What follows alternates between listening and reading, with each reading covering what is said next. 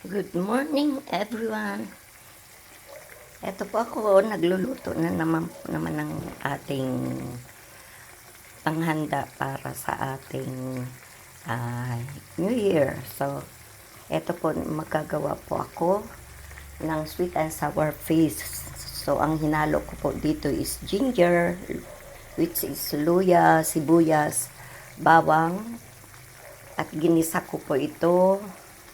At nilagyan ko po yan ng tubig, kaunting suka, asin, paminta.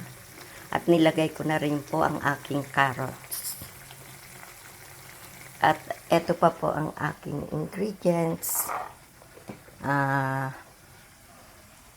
Red pepper. At syempre, ang ating isda. So, pinapakulo ko lang po ang ating ginisa doon na may tubig na, at mamaya po ilalagay ko na rin po ang ibang main ingredients natin, okay, which is itong isda nga. So eto na po ang kinalabasan ng aking nilutong sweet and sour fish. I hope nagustuhan nyo po, guys. So happy new year again. Bye.